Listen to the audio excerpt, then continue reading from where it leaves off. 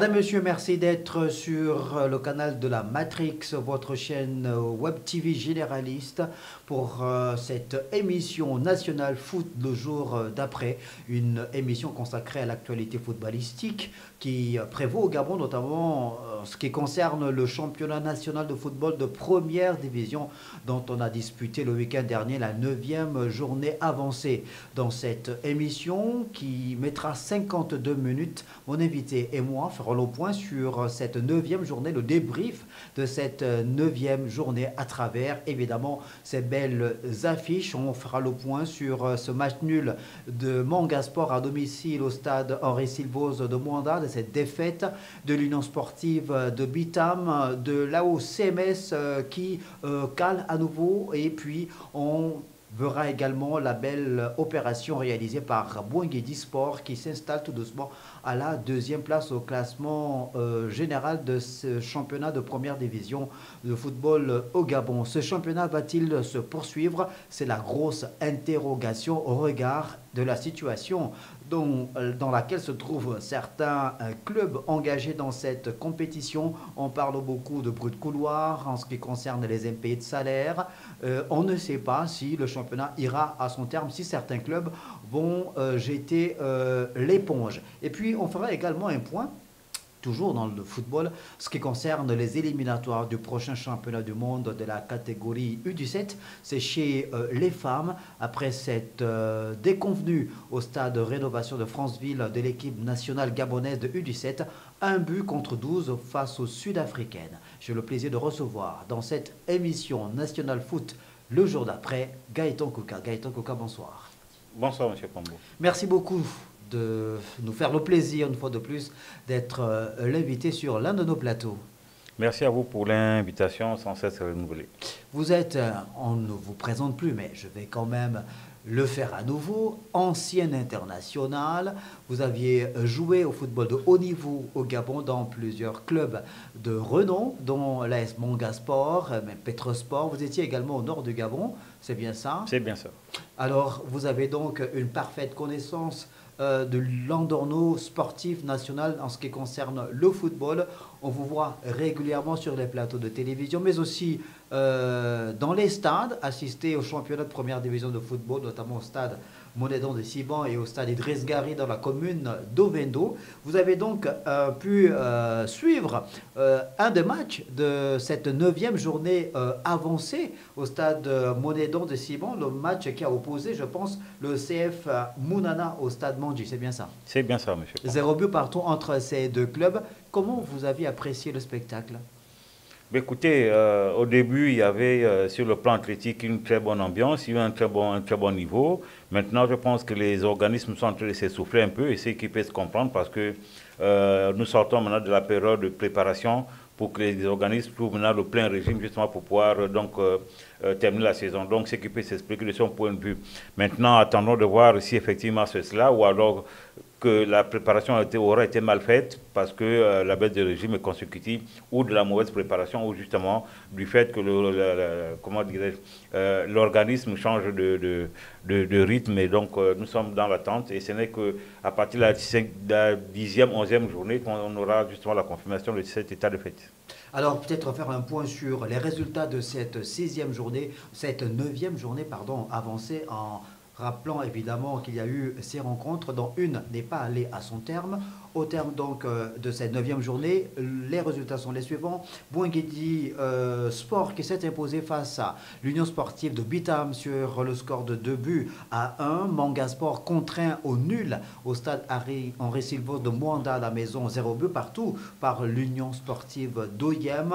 Mounana également accroché par le stade Mandji, 0 but partout, on l'a dit, sur la pelouse du stade Monédon de Siban. C'était samedi dernier. Le Sport Vautour Club, eh bien c'est le match qui a été interrompu à la 86e minute. On va évidemment évoquer les raisons qui ont mené l'interruption de cette rencontre et peut-être évoquer les conséquences de cette interruption de cette rencontre entre l'Ozo Sport et votre club.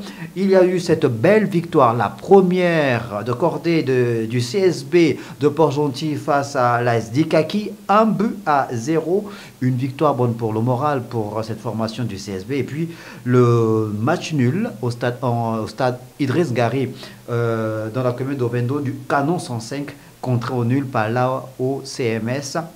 Un peu partout, Gaëtan Kouka. Alors, au regard justement de ces résultats, comment vous analysez cette 9e journée?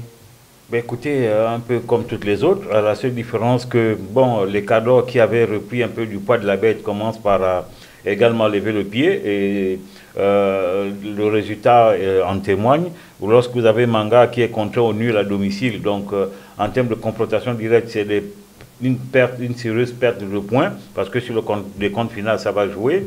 Ensuite, vous avez USB qui apparemment sur le plan mental et psychologique est touché, donc que ce soit l'encadrement et les joueurs, donc ce qui peut expliquer ce résultat, en espérant que les dirigeants de USB vont rapidement redresser la barque pour que les gens puissent retrouver la volonté, le dynamisme et l'envie, la niaque de pouvoir jouer. Et vous avez de cette 9e journée, vous l'avez dit, Bouenguili, qui après 2 ou 3 journées justement retrouve un peu du poids de la bête. Donc on peut considérer que Bouenguili, vous avez Bouenguili et Vautouk le Mangungu, qui sont les clubs qui, en ce début de saison, en termes de petits poussets, donc poussent un peu les grands vers leur dernier retranchement, et ce n'est que c'est tout bénéfice de ces équipes. Ensuite, vous avez dit le CMS, qui jusque-là ne gagne toujours, enfin, qui a gagné un match, mais qui apparemment a du mal à être constante dans la logique de victoire, au même titre que les cadors d'ailleurs. Et ça, c'est vraiment une constante de manière générale. Hein. On a aujourd'hui, sur 3 semaines, du mal à avoir une équipe qui est constante en termes de victoire. Donc, c'est vraiment dans si un coin gagne, un coin perd, un coin on fait un nul. Et donc, la seule constante, c'est peut-être le cercle sportif de Mbengé, qui, au-delà de sa première victoire, garde toujours le peloton de queue, on va dire ça comme ça. Et donc, on va évidemment faire un point sur le classement au terme de cette 9e journée. Vous venez là de jeter un regard à 360 degrés sur le déroulement de cette 9e journée, mais allons dans le détail. Effectivement, pour voir que l'Union sportive de Bitam, les Bitamois, s'enlisent après leur défaite 2-1 par Bouenguidi, 2-1. Qu'est-ce qui peut expliquer cette déroute des Bitamois, de cette équipe de Bitam d'ailleurs qui glisse au classement général? On va le constater tout à l'heure. Comment expliquer ces contre-performances qui commencent à s'enchaîner du côté de l'USB? Non, mais les contre-performances sont consécutives justement au management général de l'équipe. L'opinion nationale et internationale sait bien que USB aujourd'hui est l'une des premières équipes en championnat d'élite qui souffre justement de sa gouvernance en termes d'arriérés de salaire. Il y a eu plusieurs mouvements de grève de la part des joueurs. Et donc, lorsque cette situation arrive malheureusement sur le plan mental et sur le plan psychologique, nous sommes atteints. Donc, ce qui peut expliquer une baisse de régime, donc de volonté de pouvoir au mieux faire sur le terrain. Donc, ce n'est que la conséquence de la gestion du directoire, du commerce de l'USB. Alors, USB qui est donc dans une forme de crise latente. Il y a également un autre club de la province du Wellington engagé dans ce championnat de football de première division, c'est l'Union sportive d'Oyem, l'USO, qui, on peut le dire, a peut-être fait la bonne opération de cette 9e journée en réussissant à contraindre Manga Sport au nul à domicile. Non, c'est clairement l'une des bonnes opérations de cette 9e journée. Lorsque l'USO qui figure dans le ventre mou réussit justement à stopper l'élan de Manga Sport, donc c'est une très bonne opération, non seulement sur le plan comptable, mais aussi sur le plan mental, parce que ce nul à valeur de victoire pour de USO peut justement booster le mental des joueurs. Et donc, attendons la prochaine journée, donc la 10e journée, pour voir si effectivement cet effet boule de neige justement prendra corps et forme lors du prochain match de l'USO. Et on le verra d'ailleurs au classement que ce match nul de l'USO profite à cette équipe d'OIM, chère à la ville d'OIM, puisque l'USO se rapproche de l'Union sportive de Bitam au classement. Un autre match qui évidemment a été scruté et regardé par les fins observateurs, dont vous évidemment, c'est la rencontre qui a opposé le centre de formation Mounana, le CEP Mounana, qui a donc joué face au stade Mondji. C'était le week-end dernier, on l'a dit, au stade Moredan de Siban, 0 but partout entre ces deux formations. Mais le constat qui est fait, c'est que les poulains de Kevin Ibinga n'y arrivent toujours pas. Aucune victoire depuis le début du championnat. Oui, mais Mounana, justement, rentre dans la même configuration que USB, peut-être plus Mounana que USB. Parce que Mounana, comme nous le savons tous, depuis le démarrage de ce National Foot, a connu ou connaît d'énormes difficultés de management en termes d'absence prolongée du président fondateur, qui est lui le principal pourvoyeur de moyens, donc le principal, si vous voulez, dénominateur pour pouvoir amener cette équipe vers le haut. Donc, tant que Mounana n'arrivera pas à trouver un repreneur donc, pour la stabilité financière et donc mentale et psychologique des joueurs, on a bien peur que Mounana puisse être relégué à la vue que ça prend pour la deuxième division, tout simplement. Est-ce que vous pensez que la rupture pourrait se faire la prochaine journée, dans les 2 prochaines journées? Est-ce que vous sentez ça imminent? Bon, à n'importe quel moment, ça peut arriver. Maintenant, je dis, n'étant pas au contact des joueurs, maintenant, je ne sais pas quel est le discours après qui est tenu et quelles sont les promesses qui sont faites. Parce que tout maintenant va se jouer dans le management en termes de discours et en termes de promesses. Donc, vous avez un management aujourd'hui qui tendrait justement à rassurer les joueurs de façon à ce qu'ils s'investissent pleinement dans cet objectif, de façon justement à ne pas descendre. Mais là, comme je dis, c'est maintenant une question d'environnement. En n'étant pas dans l'environnement proche, j'espère que c'est le discours qui est tenu pour que Mounana puisse justement se maintenir en première division. Ce qui serait un gros gâchis si jamais cette équipe de Mounana n'arrivait pas au terme de cette compétition. Quand on regarde l'effectif, on voit bien que cette équipe de Mounana regorge de garçons très talentueux, qui sont jeunes pour la plupart. C'est une équipe que vous avez vu jouer depuis le début du championnat plusieurs fois, Gaëtan Kouka, qui est loin d'être ridicule en termes d'élaboration du jeu. Le jeu produit par Mounana est un jeu séduisant. Oui, Mounana a un jeu séduisant, tout simplement parce qu'on parle du centre, le centre de formation Mounana. Donc, quand on parle de centre, ça veut dire qu'il y a une identité de jeu. Et lorsque vous regardez bien, le CEP Mounana présente, au niveau du National Foot, c'est l'une des équipes à présenter un effectif rajeuni à plus de 80%. Et cet effectif se renouvelle au gré justement de, si vous voulez, comment dirais-je, des vagues qui sortent justement de son centre. Et donc, cette constance liée justement à cette philosophie, à cette identité de jeu, s'explique par la bonne qualité de jeu de CEP Mounana. Et donc, si aujourd'hui, ce centre de formation arrivait à descendre en deuxième division, pour ne pas dire fermé, ce serait effectivement tout à fait regrettable parce qu'aujourd'hui, non seulement en termes d'identité, mais aussi en termes de pouvoir offrir à l'équipe ou à nos différentes sélections nationales des joueurs de qualité. Donc Mounana aujourd'hui en fait partie au même titre que CEF, au même titre que l'AOCMS et Manga Sport. Voilà les 3 équipes aujourd'hui qui forment, donc qui pourvoient au niveau de la sélection nationale, quelle que soit la catégorie de joueurs talentueux. La preuve, le dernier en date c'est Onchanga, la star est Aaron Boupenza. Donc Mounana fait toujours la démonstration de sa bonne qualité de formation. Sans oublier évidemment le passage réussi de Malik Evona au sein de cette formation de Mounana, puisque on sait Malik Evona produit plus ou moins du CMS, mais qui avait été relancé au niveau par Mounana avant évidemment d'intégrer les rangs de l'équipe nationale gabonaise de football, les Panthères de Gabon. Gaëtan Kouka, il y a également eu cette rencontre et cette première victoire. Il est important de mettre le marqueur sur ce match entre le CSB évidemment et l'AS-Dikaki, la première victoire de la saison du cercle sportif de Benji, 1-0 face à l'AS-Dikaki. On l'a dit, c'est une victoire bonne pour le moral. Oui, une victoire bonne pour le moral, une victoire bonne pour, sur le plan comptable, mais surtout pour le moral parce que lorsque vous êtes à la 9e journée et que vous ne gagnez pas, vous arrivez justement à cette journée à gagner, c'est tout intéressant.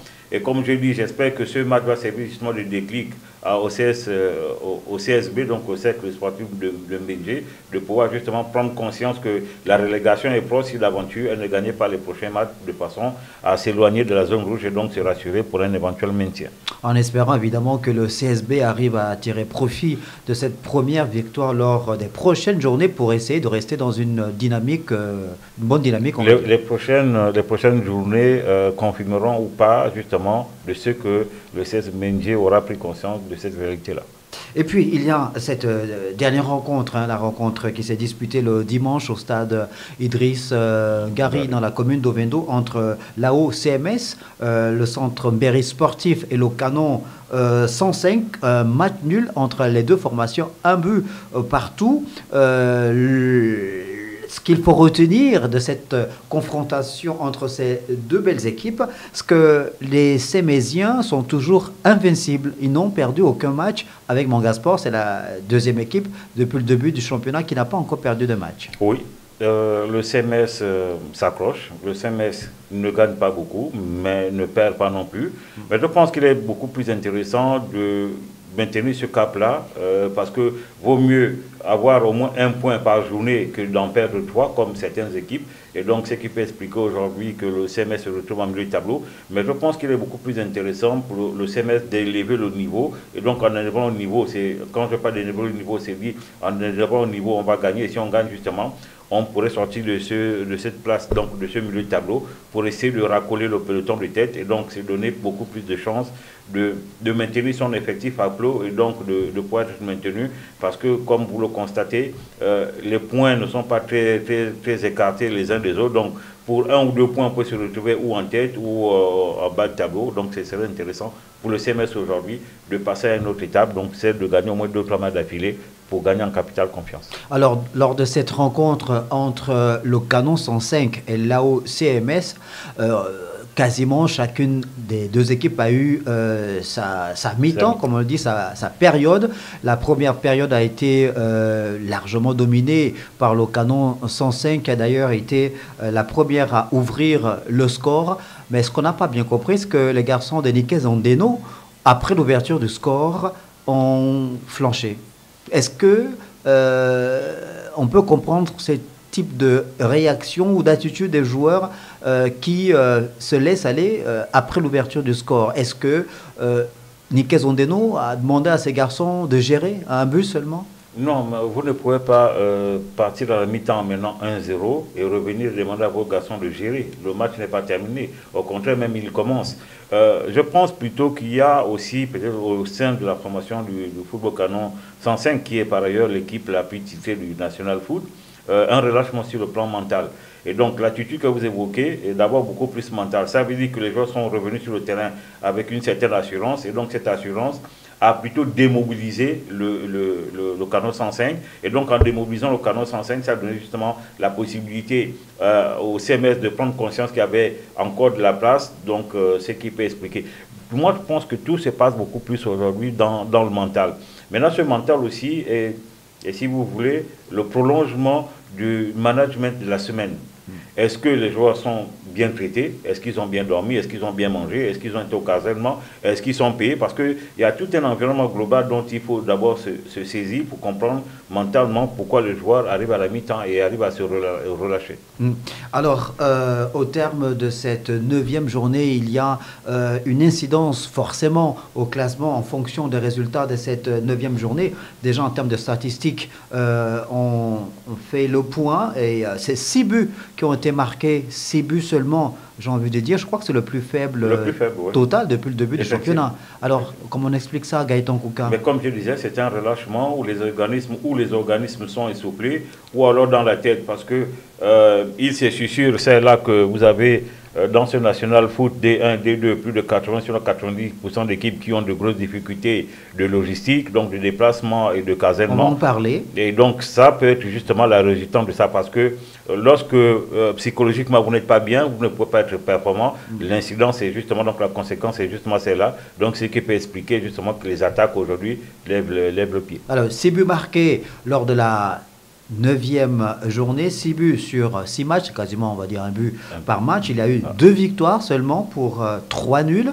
Donc on rappelle la victoire de Bouenguedi 2-1 face à l'USB. Mangasport accroché 0 but partout par l'USO. Le match nul entre Mounana et le stade Mandji, 0 but partout. L'Ozosport, le match L'Ozosport Vautour qui n'est pas arrivé à son terme.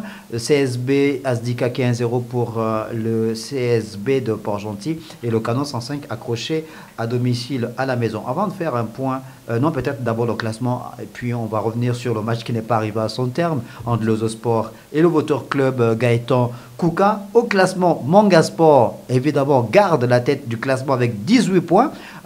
Son point pris face à l'USO fait que cette équipe qui avait 17 a désormais 18 points.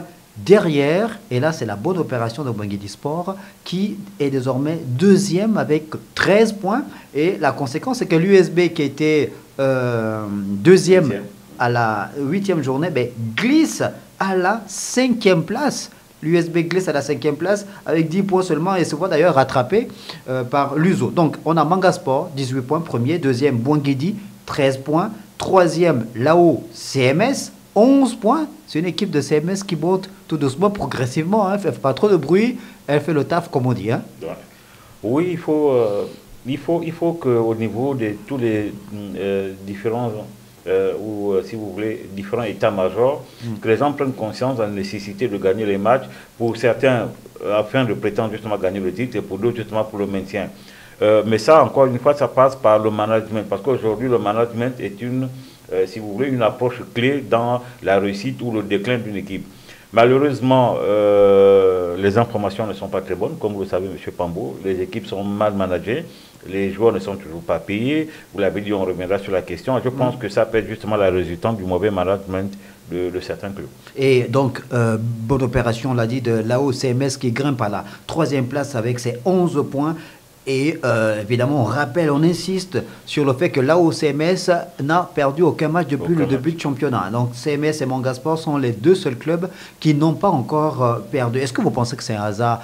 Mermoz Assélé Djouedameni, qui est notre consultant maison, nous disait que pour lui, l'AOCMS, c'est l'équipe caméléon du championnat parce que c'est une équipe qui arrive à s'adapter à chaque adversaire. Non, peut-être pas équipe caméléon, mais tout ça, il faut le mettre au crédit justement de l'encadrement technique qui prépare le match par match.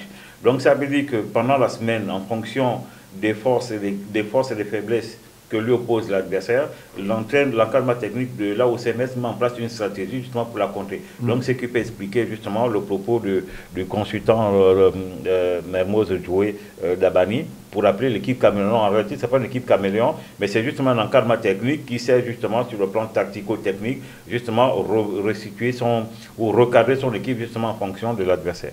Alors, CMS, on a dit, qui est donc 3e avec ses 11 points. Et puis, il y a derrière 3 équipes qui se tiennent qui ont le même nombre de points. 4e, le Canon 105, désormais 10 points. 5e, l'USB, 10 points. 6e, l'USO, 10 points. Donc la différence se situe au niveau du goal average, puisque 105, 4e avec 10 points avec un goal average de plus 3. Le 5e USB, 10 points goal average plus 2. Et le 6e USO, 10 points goal average moins 1. Est-ce que sur le plan psychologique, vous pensez que l'Union sportive de Bitam pourra gérer cette situation? À distance comme ça, il est difficile de se prononcer parce qu'on ne mesure pas l'ampleur du problème. Mais je pense que le fait justement de partir de la 2e et glisser déjà à la 5e place, juste derrière l'USO qui est sa rivale dans la province de Haut-les-Thèmes. Sur un plan comptable, il n'y a pas péril en demeure. Maintenant, il faut que tout le monde se ressaisisse, mais je pense qu'en ce qui concerne les joueurs, le ressaisissement passe d'abord par le fait que la direction de cette équipe justement puisse trouver les moyens pour vider les contentions en termes d'aéré, et ce n'est que à cette condition, ça veut dire cardinal, que les joueurs pourront retrouver l'envie de jouer. Bien, maintenant après derrière, ce qu'il faut dire, c'est que pour les joueurs, il y a aussi, au-delà de l'aspect émolument, il y a aussi la carrière, d'accord? Donc, les joueurs ne vont pas aussi vendanger leur carrière au détriment des émoluments, même si je comprends que ça soit sur le plan mental et psychologique difficile. Maintenant, après, il s'agit pour chaque joueur de pouvoir se vendre et dire, bon, là, je traverse une période noire. Maintenant, il appartient, pour moi, il appartient individuellement à chacun et collectivement de prendre conscience de dire, il faut que je me mette en évidence pour qu'un club beaucoup plus UP comme Mangasport, peut-être le Stade Manji, que l'un de ces clubs UP vienne me recruter de façon justement à sortir d'un état de pénombre à la lumière. Alors, au bas du classement, on retrouve les deux mêmes équipes. Hein, que lors de la 8e journée, c'est le CF Mounana et le CSBNJ, malgré sa superbe victoire. Mais belle opération comptable de CSBNJ qui, au nombre de points, retrouve Mounana, on a envie de dire, puisque les deux équipes ont 5 points chacune. 12e donc, CF Mounana avec 5 points, goal average moins 5. 13e et dernier au classement, CSB, 5 points, goal average moins 9. Belle opération sur le plan comptable, mais surtout sur le plan mental, parce que, comme je disais, la prochaine journée va nous confirmer ou pas si le CS Benji pourra justement capitaliser justement ce capital confiance. Alors, cette 9e journée nous a également donné comme enseignement ce match interrompu à 4 minutes de son terme entre l'Ozo Sport et le Vautour Club Mongongu, l'équipe de la police, Gaëtan Kouka. En savez-vous un peu plus sur les raisons qui ont amené le juge central, l'arbitre, le directeur de match à interrompre cette rencontre entre l'Ozo et le Vautour Club Mongongu? Je pense qu'il y a eu, à la suite de l'égalisation, justement à la 86e minute, comme vous disiez, un envahissement des supporters de l'Ozo, on va présumer ça comme ça, qui comptait justement le fait que l'arbitre ait validé ce but. Donc apparemment, il y aurait peut-être une action d'anti-jeu ou une irrégularité. Donc on n'a pas pour l'instant le rapport, encore moins les images, donc il est difficile pour nous de nous prononcer. Attendons que la commission soit saisie justement par l'arbitre qui aura dressé un rapport et deux, le commissaire du match. Donc ce n'est que sur cette base que nous aurons un peu plus d'éclaircissement et nous pourrons mieux nous prononcer. Pour l'instant, prudence. Donc les supporters de l'Ozo se sont fait justice, ont contesté la décision prise par l'arbitre qui avait validé le but du Vautour Club Mongongu. Envahissement de terrain, évidemment que c'est interdit, prohibé. Anti-sportif. Anti-sportif. Donc le commissaire du match et l'arbitre d'abord, je crois que c'est l'arbitre qui a pris la décision de mettre un terme à cette rencontre, parce que les conditions de sécurité n'étaient plus réunies. Il faut préserver l'intégrité physique et morale des joueurs, des deux équipes d'ailleurs. Et du corps arbitral aussi. Et du corps arbitral naturellement. D'accord, on va suivre avec beaucoup d'attention la suite de cette affaire, mais telle que c'est parti, puisqu'il n'y a pas de VAR évidemment dans notre championnat. L'arbitre central est le seul maître sur le terrain. Il a peut-être pris sa décision en connaissance de cause. Il semblerait, selon les bruits de couloir, qu'il y aurait eu un supporter de l'Ozo Sport qui aurait filmé l'action de but, qu'il aurait tenté de montrer cette action à travers son téléphone. Est-ce qu'on peut prendre en considération, Gaëtan Kouka, ce genre de fait-là versé dans le dossier, sachant que l'arbitre, lui, sur le terrain, si l'arbitre et ses juges n'ont rien vu, l'arbitre s'est prononcé en toute responsabilité. Est-ce que vous pensez qu'un élément, là, puisqu'il n'y a pas de VAR, donc on va considérer que c'est un élément extérieur, est-ce que vous pensez que ces vidéos amateurs filmées par un supporter peuvent être recevables? Oui et non, tout dépendra maintenant de la perception de la commission d'homologation du match. Est-ce que cet élément peut être recevable justement pour apporter d'éclaircissement, donc d'apaisement par ailleurs sur cette situation qui risque d'être conflictuelle entre l'Ozo Sport et... Mais est-ce que le règlement le prévoit? Parce que là, c'est une vidéo filmée à partir d'un téléphone, des images amateurs. C'est un supporter qui a filmé. Est-ce que le règlement le prévoit? Si vous parlez d'amateurs, donc ça veut dire que... Non, mais le règlement déjà lui-même... Parlons justement, si vous parlez d'exigence, ça veut dire que la Ligue nationale de football doit prévoir justement des caméras d'accord, ou des vidéos pour que l'arbitre justement vienne consulter la VAR. C'est ce qui est recommandé Bon, il n'y aujourd'hui. a pas de VAR, il n'y a pas de goal s'il y a line pas de VAR, technologie non c'est bien plus. ce que je dis. Donc, Ouais. à l'absence de ces instruments, une vidéo amateur peut faire office. Maintenant, ça dépendra de l'angle. Si le règlement le prévoit, mais si le règlement ne le prévoit pas. Oui, mais plus que le règlement qui a prévu qu'il y ait la VAR, il n'y en a pas. Ah ouais, est-ce que notre règlement de notre à championnat situation exceptionnelle, prévoit qu'on à utilise... situation exceptionnelle, approche exceptionnelle. Non, mais le règlement déjà à la base ne prévoit pas l'utilisation de la VAR au championnat national gabonais de Oui, football. mais ce qui est peut-être un tort, parce qu'aujourd'hui les recommandations de la CAF et de la FIFA sont claires. Tous les championnats doivent se prémunir de cet outil qui aujourd'hui est devenu incontournable. C'est de ça dont il est question. Donc, en l'absence de ça, ça veut dire que la Ligue nationale de football, n'ayant pas cet outil, doit régler une situation qui est ponctuelle. Et si cette vidéo peut aider, ben écoutez qu'elle soit versée justement au dossier et les gens apprécieront. On espère que la commission d'homologation de la Ligue nationale de football professionnel va donc rendre son verdict dans les prochaines heures avant le déroulement de la 10e journée du championnat afin qu'on soit situé. C'est normalement la procédure. Avant le début de chaque journée, il faut que les équipes ont les procès-verbaux pour savoir qui a pris 3 cartons jaunes, qui a pris un carton rouge de façon justement de ne pas aligner. Et si ce joueur qui est déjà frappé par une sanction est aligné, donc ça permet aux autres de porter réserve et donc de gagner sur tapis vert. On l'espère vivement, évidemment. On attend avec beaucoup d'impatience le résultat de la commission d'homologation de la LINAF.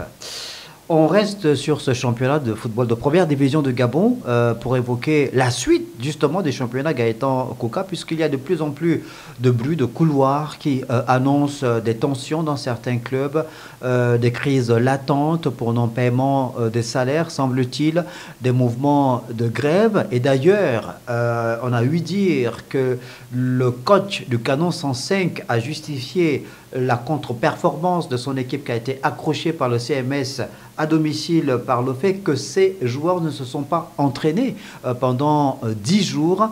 De plus en plus de clubs engagés dans ce championnat de première division du Gabon ont recours à ce genre de pratiques. Qu'en est-il réellement? Est-ce que la menace est réelle? Celle d'arrêter le championnat la menace est de la part de certains clubs, de se retirer carrément du championnat. La menace est plus que réelle parce que c'est plus des vents de couloir. Ce sont des faits, ce sont des réalités vécues par 80, sinon 85 à 90% des clubs, National 1 et National 2. Le dernier fait en date, c'est que l'équipe de l'armée missile ne s'est même pas présentée au stade en deuxième division, championnat national pro.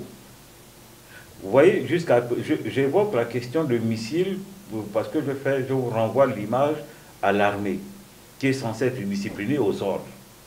Lorsque vous avez un modèle qu'est l'armée et en pleine période de transition, c'est une aberration.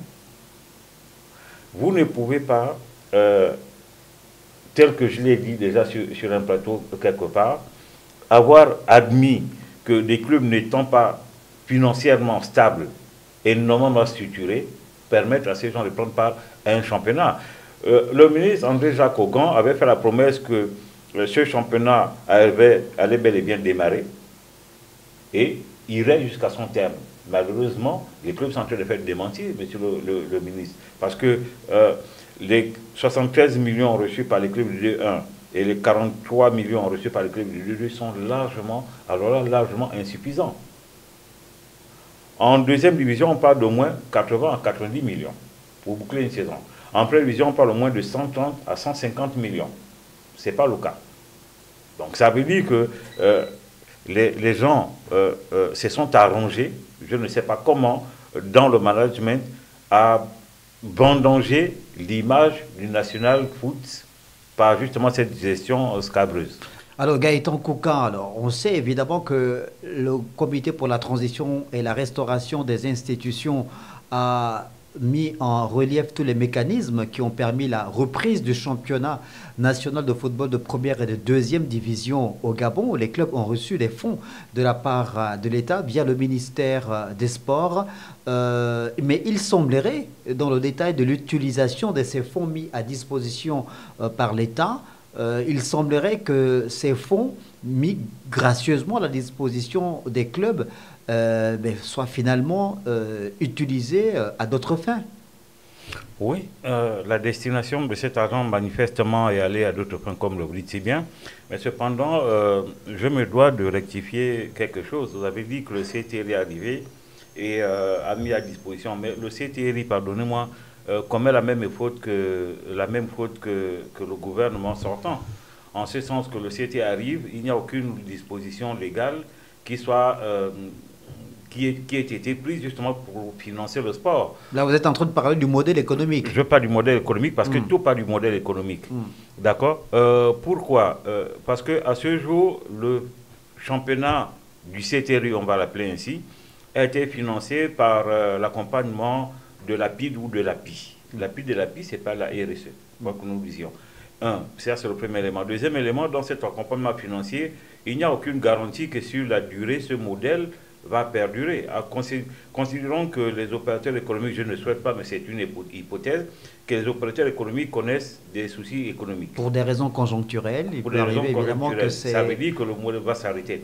Or ici, nous avons pensé que le CTN arrivant allait apporter une nouvelle approche du modèle économique pour financer les 22 fédérations, parce qu'il s'agit des 22 fédérations et non essentiellement du football. Et quand on dit 22 fédérations, naturellement le football féminin, donc le sport féminin est inclus, pour dire que, comme au Maroc par exemple, en 2015, il y a une lettre du roi qui avait été adressée à la Fédération royale marocaine, justement pour mettre à disposition des fonds. Et donc, cette disposition a été traduite en loi et elle est inscrite dans la loi des finances au Maroc. Donc, le sport marocain est financé par la loi des finances. Donc, nous, on a pensé que le CT, en arrivant, allait apporter cette innovation pour dire qu'un décret ou un arrêté, bon, en ce qui concerne le président de la République, c'est naturellement un décret, et un ministre, par exemple, un décret, mais le président de la République aujourd'hui a la faculté de prendre un décret justement pour ordonner que 20 milliards, par exemple, soient décaissés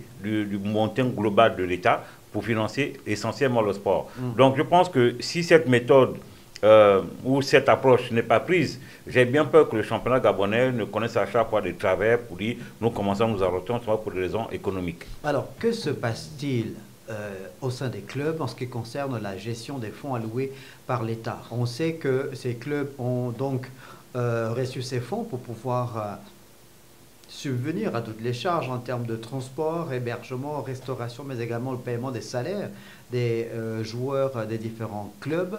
Mais il semblerait que ces clubs avaient des dettes qui étaient pendantes et que ces fonds ont servi avant la reprise du championnat à ces clubs-là, à la direction de certains clubs, les fonds auraient servi à régler certaines dettes contractées vis-à-vis de certains prestataires, par exemple. Bien, ce qu'il faut dire à ce sujet, je pense que je vais être suffisamment clair. Il y a eu des négociations préalables entre le ministère, la Ligue nationale de football professionnel, donc tripartite, ministère, fédération et club. Ils ont tous convenu de ce que l'argent devait être arrêté à ce montant pour telle destination. Et dans cette convenance commune, il n'y a jamais été question des aérés, des émoluments des footballeurs, ou encore moins de payer les prestataires. Vous savez, votre question, en fait, renvoie au principe du droit positif. Si on met en pratique le droit positif, on n'aura pas d'autre choix que de dire que c'est un détournement. Tout simplement. Parce que cet argent n'a jamais été décaissé par l'État pour payer les aérés. Puisqu'il avait été question que le championnat devait commencer à X période, à ce montant-là, et s'achever à ce montant à X période, et que la question des aérés devait être évoquée ultérieurement. Or, ici, ce n'est pas le cas. Donc, si cet argent a servi à payer les aérés, il appartient aux contribuables, bien le ministère des Sports, justement, d'appliquer les droits et de demander des explications et aux besoins.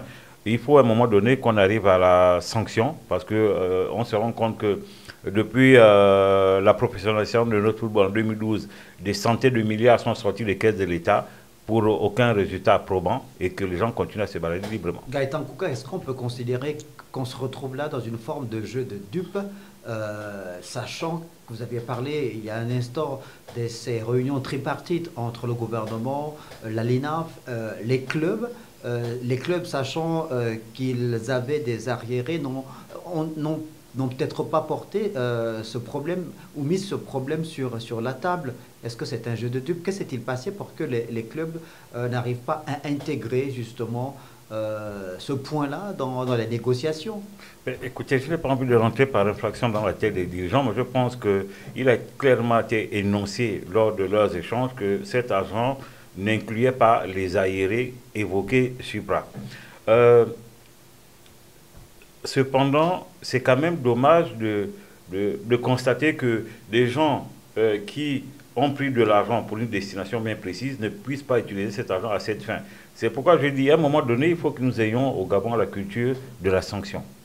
Parce que, encore une fois, ce sont les sportifs qui vont en pâtir. La preuve, depuis, pour certains clubs, 1 ou 2 mois, les clubs ne sont pas payés. En réalité, il n'y a eu aucun changement dans le championnat dit CTRI, puisque nous sommes sous l'ère CTRI, et que si réellement nous étions là pour apporter la restauration des institutions, le sport fait partie des institutions, parce qu'il y a aussi la famille qui est notre institution, et qu'à tous ces niveaux, rien n'a été restauré, et que de ce point de vue, nous pensons que c'est un échec épuisant de la part du CTRI. Alors, échec du CTRI, vous le pensez, vous, et pourtant, nous le constatons. Si ce championnat a bel et bien repris, c'est parce que justement le CTRI, on l'a dit, a fait des pieds et des mains pour qu'il y ait des mécanismes qui permettent de financer ce championnat. Est-ce que c'est le CTRI qui gère les clubs?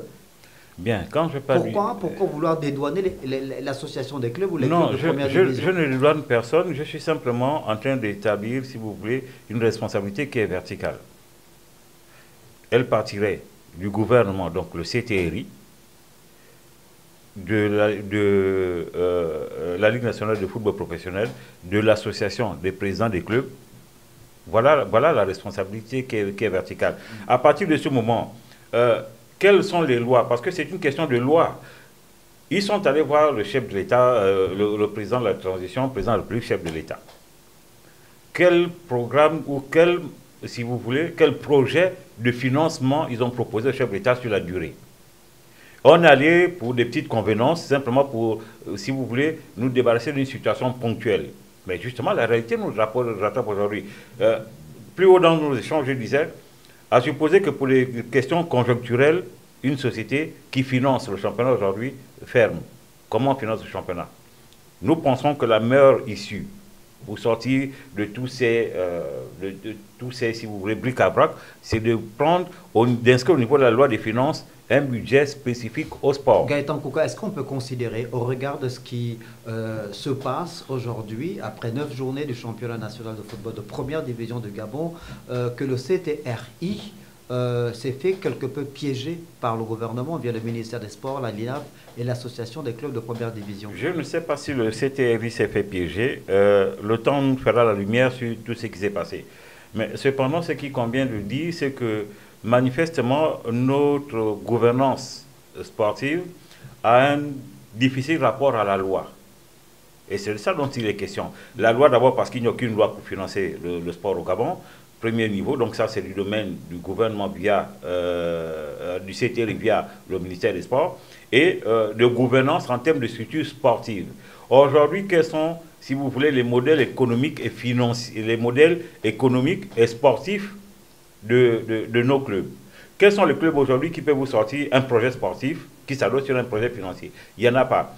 Ensuite, vous avez, entre le ministère et l'association des présidents du club, vous avez un interface qui est la Ligue nationale de football professionnel qui fait office de gendarme.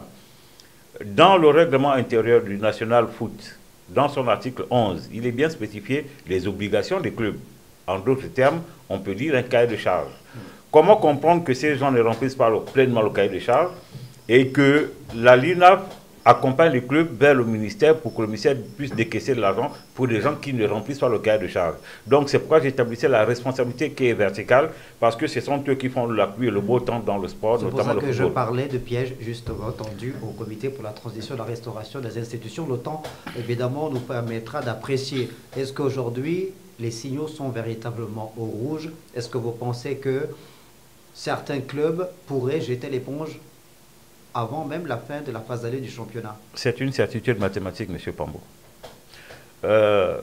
nous allons droit dans le mur et vraiment, il est regrettable de constater que des déclarations ont été faites par le ministre des Sports pour dire que ce championnat allait démarrer pour s'arrêter. Aujourd'hui, les présidents du club font la démonstration justement du contraire de ce que dit le ministre. A priori, les concertations n'auront pas servi à grand-chose si ce n'est à coup médiatique, mais pour ce qui est de la réalité en ce qui concerne la pérennité du championnat, donc la pérennité des emplois dans ce domaine-là, il n'en est rien malheureusement. Avant de mettre un terme à cette émission National Foot le jour d'après, puisque c'est également l'actualité, pendant qu'on jouait la 9e journée le week-end dernier, le samedi 11 janvier 2025 s'est disputé au stade Rénovation de Franceville une rencontre internationale de catégorie U17 féminine qui a donc opposé le Gabon à la République sud-africaine, l'Afrique du Sud. Lourde défaite des jeunes Gabonaises, 1 but contre 12. Un tollé justement après cette défaite. Alors plusieurs sons de cloche sont discordants évidemment entre ceux qui estiment qu'il y a eu une forme d'humiliation de Gabon en jugé par le lourd score 1 but contre 12 et ceux qui pensent qu'il faudrait peut-être davantage nous inscrire dans ces compétitions pour pouvoir permettre à nos jeunes de pouvoir se mesurer aux meilleurs sur le continent. Quel est le regard du professionnel que vous êtes, de l'ancien international, du fin connaisseur de la chose footballistique?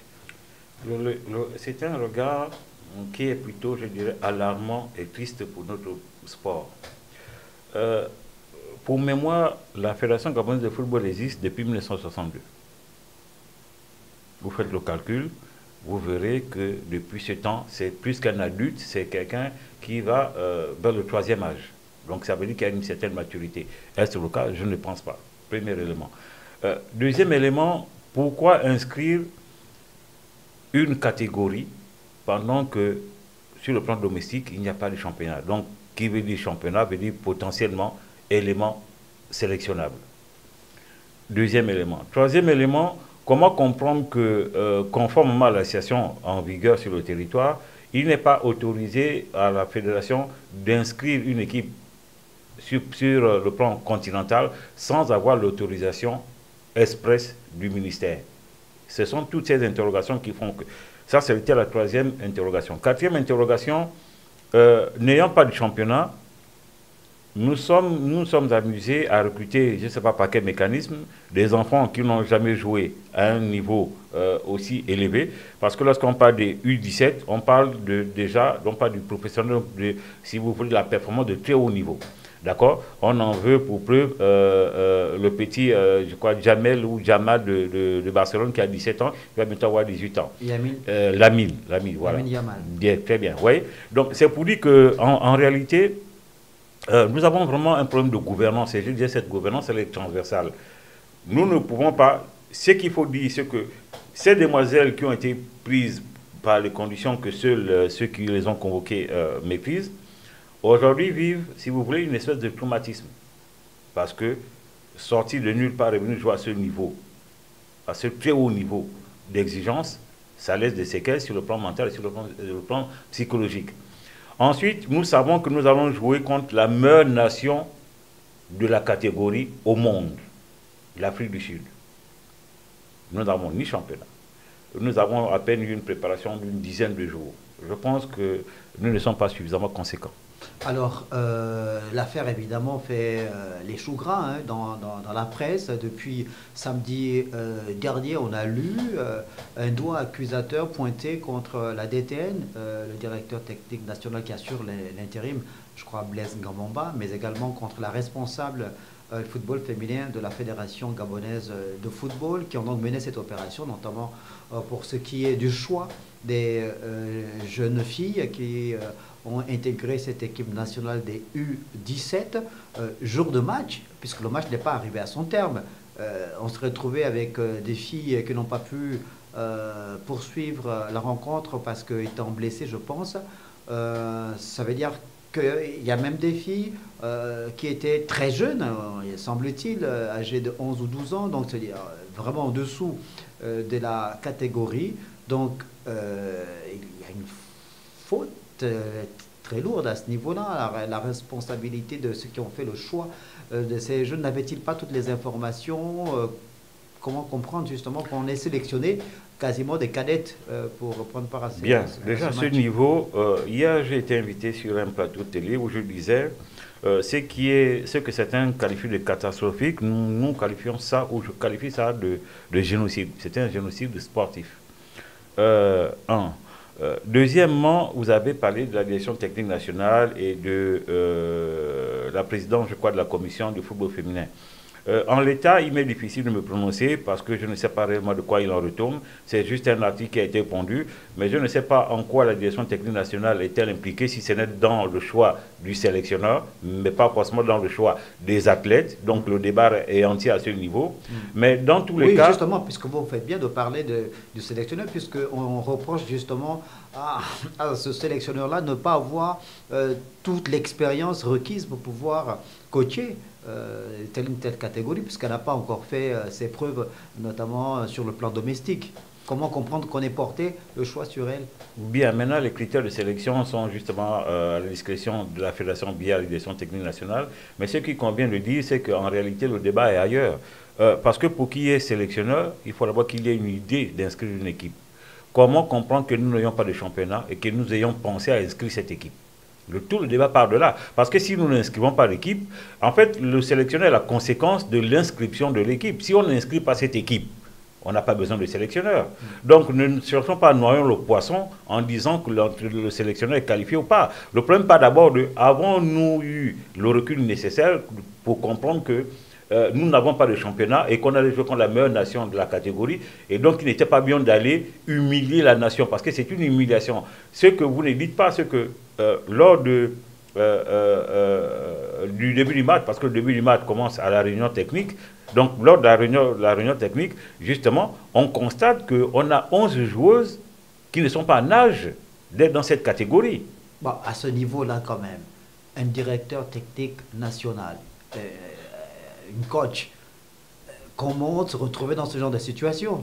Mais c'est justement, c'est pourquoi je dis, je ne sais pas quel est le niveau d'implication, donc il m'est difficile de me prononcer. Mais après, derrière, ce n'est pas de la responsabilité du directeur technique national. Bon, mais Son rôle à lui, ben justement, c'est le rôle du coach. Maintenant, le coach doit veiller à ce que les athlètes choisis répondent aux critères énoncés justement par la CAF.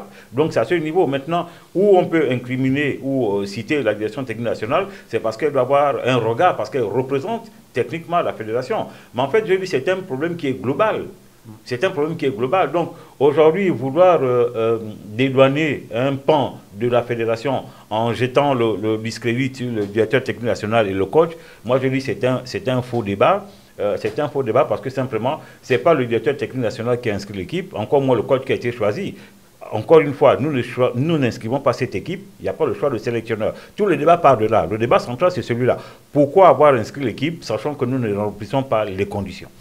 Attendu évidemment la réaction de la Fédération gabonaise de football sur cette affaire qui fait grand bruit depuis le samedi 11 janvier dernier.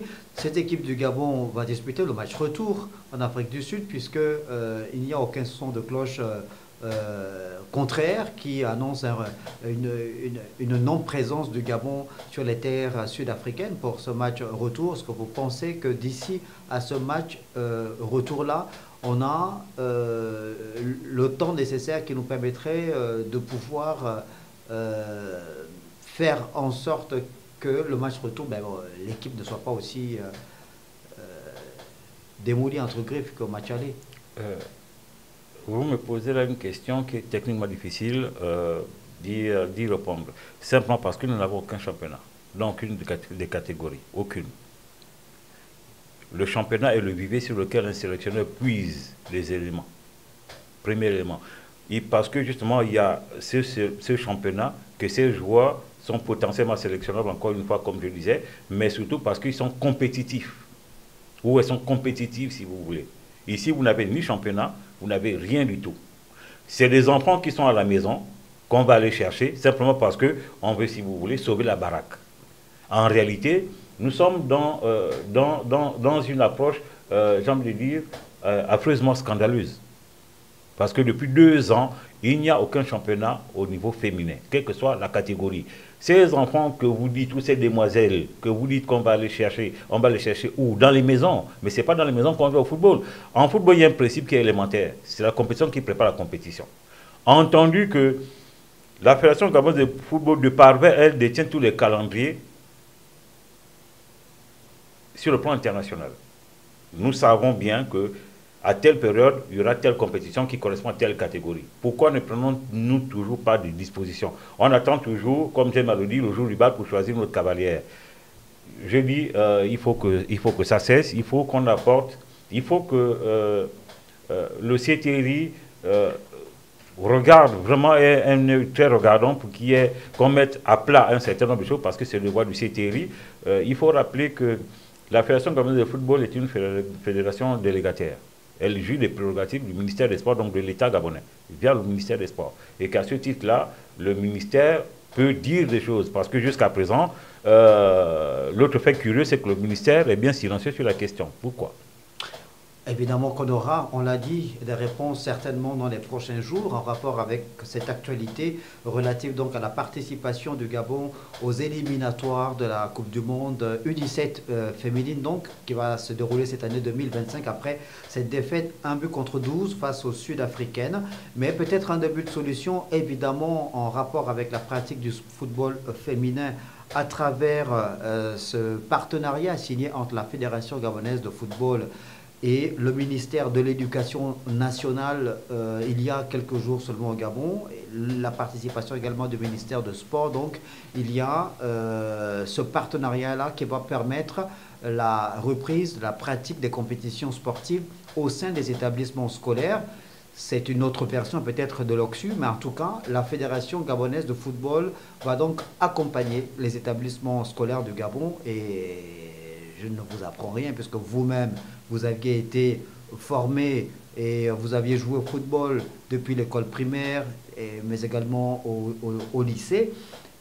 Est-ce que ce partenariat-là, lorsqu'il sera traduit en acte, va représenter quelque chose de... C'est un signe positif pour l'avenir? En réalité, c'est un non-sens. C'est vraiment un non-sens. Je vais vous dire pourquoi c'est un non-sens. Il existe déjà l'OCSU. À quoi servirait l'OCSU alors? À quoi? Ben, vous n'avez aucune idée de la forme justement que prendra l'organisation de ces compétitions, ou la forme ou le contenu le contenu de l'accompagnement de la Fédération gabonaise de football. Laissez-moi le bout pour comprendre. C'est un non-sens. Il existe l'OCSU. Mais un point. C'est un programme qui va notamment permettre de pouvoir mettre à disposition des écoles des infrastructures. Ça, c'est pas un non-sens. La plupart des écoles, la plupart des écoles, l'État, si vous me laissez terminer, vous allez mieux comprendre. Oui, mais l'État aujourd'hui s'est complètement désengagé. La plupart des établissements n'ont plus d'air. Monsieur Pambo, laissez-moi terminer, vous comprendrez où je vais atterrir. Vous voyez? Atterrissez. C'est un non-sens. C'est un non-sens parce que, j'insiste, il y a déjà l'OCSU. L'OCSU, ça veut dire qu'il y a des mécanismes qui sont mis en place en termes de disposition des structures, infrastructures pour la pratique du sport. Lesquelles? Aujourd'hui, combien d'établissements ont des stades de football, de basket? J'en arrive.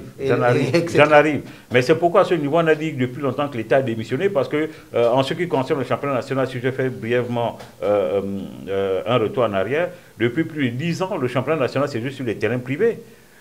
Si ce n'est pas à Siban, principalement, le championnat national se joue, ou du moins en ce qui concerne la capitale.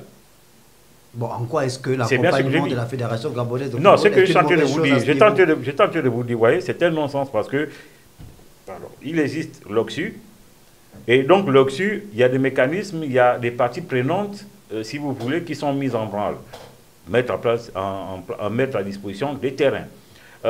C'est un non-sens parce que, en réalité, la Fédération gabonaise de football est l'organe technique du ministère des Sports. Et donc, selon les conventions écrites, même lorsqu'on est dans le cadre de la pratique de masse, qu'on va appeler ici les Jeux OCSU, la fédération, la ligue ont l'obligation techniquement d'accompagner ces gens, parce que c'est leur mission première. Donc c'est un non-sens. C'est pourquoi je cherche à comprendre exactement ce qu'on a voulu faire comprendre par signature entre le ministère de l'Éducation nationale, la fédération, et la fédération est de fait l'organe technique qui accompagne le ministère des Sports. Et dans l'une de ses prérogatives, la fédération, la fédération gabonaise de football qui reçoit des subventions de la Confédération africaine de football et de la FIFA, la Fédération internationale de football association, met à disposition ces subventions pour construire une infrastructure sportive dans une école primaire qui en est dépourvue. C'est une mauvaise chose. Vous êtes sûr? J'insiste, c'est un non-sens. Je vais vous dire pourquoi. Non, vous m'avez déjà dit. Non, sur ce point bien précis, vous voyez. Non, quand vous parlez de recevoir des subventions, mais justement, la Fédération gabonaise de football est une fédération délégataire. Elle perçoit des subventions de la CAF et la FIFA au nom de la délégation. Pour le développement, du sport. Et donc, au niveau du Gabon, nous avons déjà la promotion et la vulgarisation du sport à travers le ministère des Sports qui met en place des démembrements qu'on appelle fédérations. Donc ça veut dire quoi? J'en arrive. Ça veut dire quoi? Ça veut dire que, ouais, même dans votre propos, en fait, c'est la démonstration des désaccords qu'il y a entre le ministère et la fédération. Pourquoi? Parce que la fédération et le ministère devaient s'asseoir là pour dire, moi, ministère, j'ai ma quote-part. Toi, fédération, via les subventions que tu perçois, tu as ta quote-part. Asseyons nos pouvoirs, comment nous pouvons éclater ça pour le développement? Parce que vous avez parlé de la démission de l'État, justement. Mais c'est justement pourquoi je fais dans l'une de ces missions régaliennes. Je fais davantage la démonstration de la démission de l'État. Mais si la fédération peut apporter... Mais c'est pourquoi je dis c'est un non-sens de venir pas nous faire croire qu'on signe des contrats alors que c'est des missions qui sont dévolues à la Fédération gabonaise de football, d'accompagner le football professionnel, le sport professionnel et le sport de masse. Au moins... Donc le sport amateur. Au moins, il y a un manque qui sera comblé grâce à la construction de ces... Non, c'est pourquoi je dis que nous faire croire après qu'il y a eu une convention qui a été signée, c'est un non-sens. Parce que ce sont des missions dévolues à ces organismes ou à ces organes-là. La Fédération gabonaise de football essaie de faire sa part, l'État fera... Mais c'est sa mission d'accompagner, j'insiste... Vous ne condamnez pas la mission de la... Enfin, on a l'impression que vous vous contredisez vous-même. En même temps, vous reconnaissez que c'est sa mission, mais vous estimez que c'est un non-sens. Quand je parle de non-sens, je parle ici de la signature du partenariat entre le ministère des Sports, de l'Éducation nationale et de la Fédération. Pourquoi? La Fédération est l'organe technique du ministère des Sports. Sa mission est le développement et la promotion du sport sur toute l'étendue du territoire national parce que c'est l'organe technique. Donc, dans sa mission, elle accompagne autant le sport amateur que le sport professionnel. Donc, dans le cadre de la signature de la convention dont on fait croire que c'est une convention, c'est un non-sens parce qu'en réalité, ce sont des missions qui sont dévolues depuis 1962 à la Fédération gabonaise de football. Donc, un tien vaut mieux que deux, tu l'auras? Non, mais le problème, c'est la forme. On veut nous faire croire que c'est nous qui inventons la roue. Ça existe. Je vais vous surprendre. Savez-vous que même quand vous êtes dans votre village, vous voulez organiser un tournoi dit de vacances, vous devez avoir l'accompagnement d'un organe technique, qui est la Ligue ou la C-Ligue. C'est la fédération. Bien sûr. Mais c'est bien ce que je dis, c'est un non-sens. Donc on salue l'initiative prise par la Fédération. Non, moi je ne peux pas saluer. Ce qu'on veut voir, évidemment. Ne défonçons pas de portes ouvertes, monsieur Pambo. Non, il n'y en a pas. Il n'y a pas d'infrastructure. Donc moi je préfère qu'il y ait des stades construits, mis à la disposition. Vous savez qu'au lycée national de Homba, dans les années 90... Le stade synthétique. Voilà, il existe encore ce stade? Non. Ben voilà. Il y a plusieurs internationaux qui ont été élèves au lycée national de Homba, comme Albin Boganzé, comme il s'appelle, Pogo Bongo, par exemple, oui, qui ont joué sur ce stade. Il n'existe plus. La plupart de nos établissements... C'est pourquoi Régis Manon, que vous avez connu, oui, avec qui vous avez joué. Et tout l'école de Montfort. Mais ces écoles n'ont plus de stade. Mais c'est pourquoi je suis en train de vous dire, et je suis bien d'accord avec vous pour parler de la démission de l'État. Ben pourquoi Pourquoi Laissez-moi vous dire, voyez, pourquoi je parle de non-sens? Et vraiment, j'insiste lourdement. Non-sens parce que le ministère, sa mission est de mettre à disposition des fédérations des structures d'infrastructures pour la pratique du sport, donc qui sont complémentaires. Et donc la fédération, lui, met en pratique, verse dans l'escarcelle les athlètes, complémentarité. Donc l'accompagnement administratif et financier de l'État via les associations, parce que c'est d'abord des associations régies par l'association gabonaise. Et donc elles ont le rôle maintenant de renvoyer les athlètes pour que l'État complémentarité, c'est une équipe. C'est pourquoi je dis c'est un non-sens. C'est pour ça que la convention a été signée. Mais on ne peut pas la signer. Entre la FEGAFOOT, le ministère de la Jeunesse et des Monsieur Sports. Pambo, prenez les lois, prenez les lois, vous verrez que le rôle de l'État vers le ministère des Sports. Non, on est bien d'accord sur ce point. C'est bien ce que j'ai dit. On est sur la mise à disposition des élèves. Mais à partir du moment où vous organisez l'OXU, mais on joue l'OXU, plus qu'on sait qu'il n'y a pas de tel, il faut bien que l'État, le ministère de l'Éducation nationale, signe une convention de partenariat avec le ministère des Sports pour la mise à disposition des terrains. Mais l'OXU se joue, vous le savez, dans les stades qui sont construits par l'État. Mais c'est bien ce que j'ai dit. Les stades mais ce sont les missions régaliennes. Ce sont les missions régaliennes de l'État. L'école, c'est au sein des établissements, donc ça va servir. Mais les terrains dont vous faites allusion, qui devait les entretenir? Pourquoi ne sont-ils plus, pourquoi n'existent-ils pas aujourd'hui? Tout part d'abord d'une vision, c'est d'abord la vision étatique. Ce sera justement au gouvernement de mettre... Mais c'est bien ce que je dis, donc c'est un non-sens. Non, ce sera donc au gouvernement de mettre tout en place justement pour pouvoir... L'idéal, M. entretenir l'entretien. L'idéal, je vous dis, l'idéal, c'est qu'il y ait des rencontres fréquentes entre les fédérations et le ministère. Parce qu'en réalité, c'est une équipe. Ouais, elles ont des missions communes. Vous ne condamnez pas la FEGAFOOT de prendre l'initiative de mettre à disposition des écoles, des infrastructures. Vous condamnez l'État. La démission... Mais M. Pambo, si je condamne l'État, c'est que je condamne implicitement la FEGAFOOT. Parce que la FEGAFOOT était un organe de l'État. Non. Mais si, c'est l'organe technique de l'État. Là, vous installez la confusion. Non, il n'y a pas de confusion. Vous êtes d'accord avec moi qu'une fédération est un organe technique d'un ministère.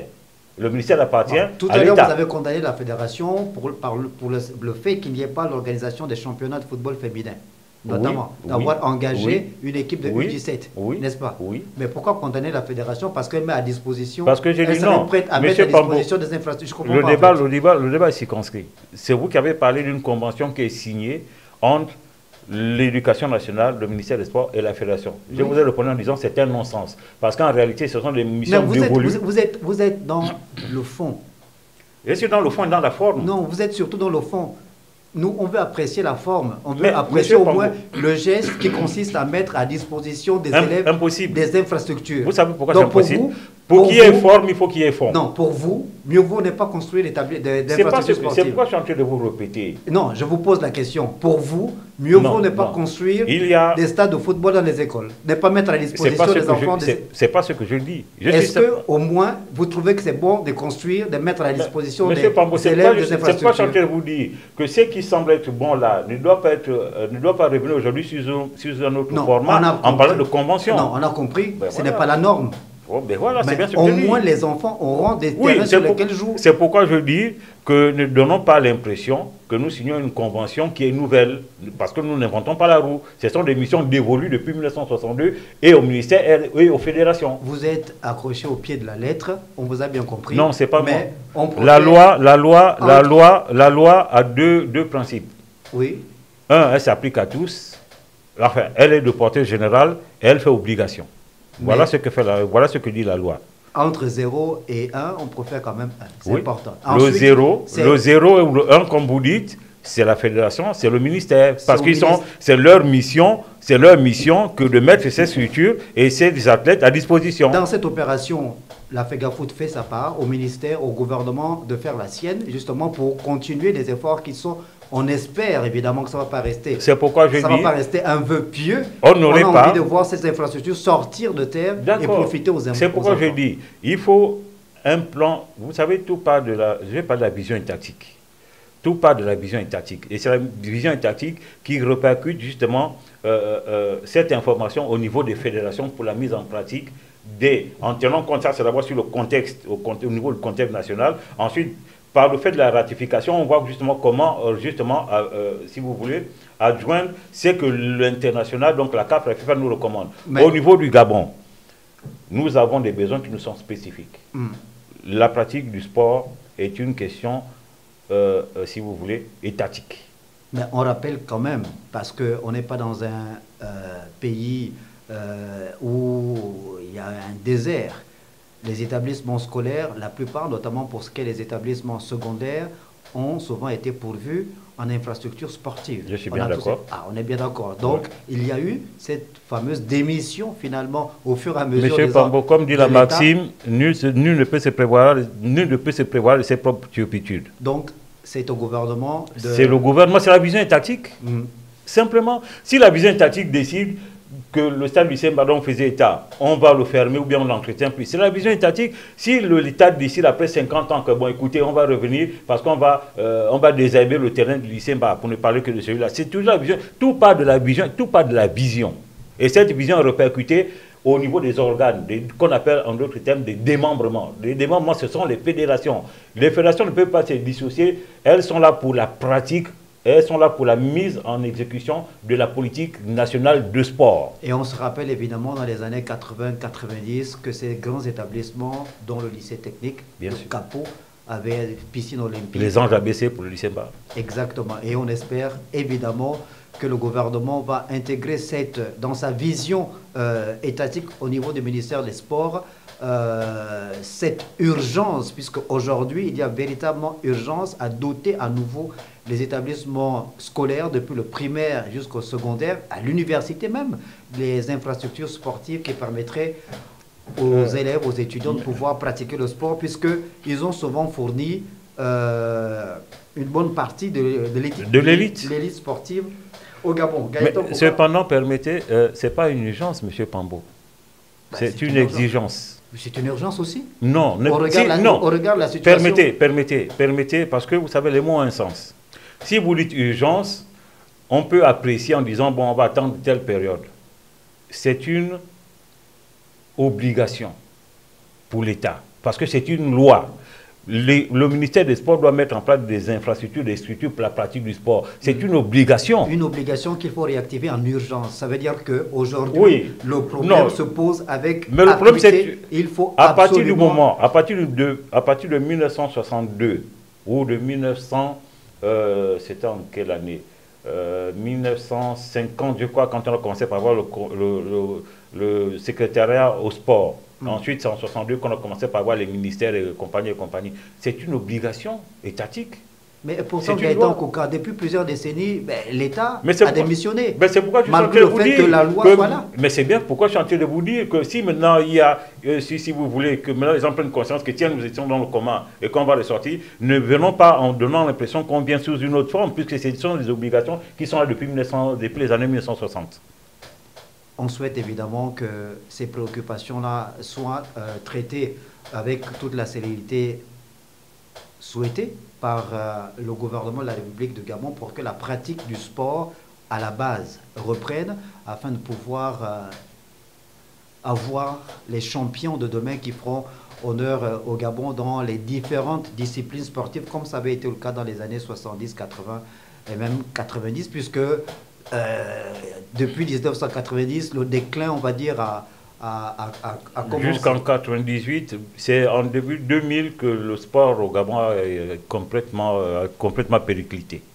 On espère évidemment, puisqu'on est dans un monde dynamique, que tout cela va se régler de façon progressive, peut-être urgente, ou qu'il y aura... Le monde est dynamique depuis la nuit des temps, M. Pambo. On espère évidemment que tout ce qu'on est en train de dire ne va pas tomber dans les oreilles de sourds et que le gouvernement va s'atteler davantage à faire en sorte que le sport, puisque le président de la République, lors de son adresse à la nation, je pense que c'est dans son discours de la Saint-Sylvestre, la fête de la Saint-Sylvestre, a fait une allusion à la culture et au monde du sport en mettant le marqueur là où il faut, hein, puisque les hommes de culture et de sport représentent valablement le Gabon. Eh bien, ces hommes de culture et surtout de sport, puisqu'on parle de sport, ont besoin de pouvoir travailler dans les meilleures conditions et les sportifs accomplis passent par la formation et cette formation, c'est la base, c'est depuis l'école. Donc évidemment qu'il faut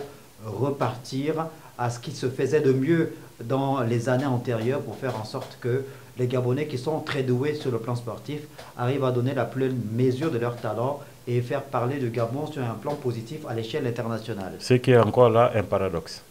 Merci beaucoup Gaëtan Kouka d'être passé sur le plateau de cette émission. On espère vous retrouver prochainement à d'autres occasions pour continuer à décrypter l'actualité qui prévaut dans notre pays. Ainsi se referme cette émission. Merci de nous avoir regardés et bonne suite des programmes.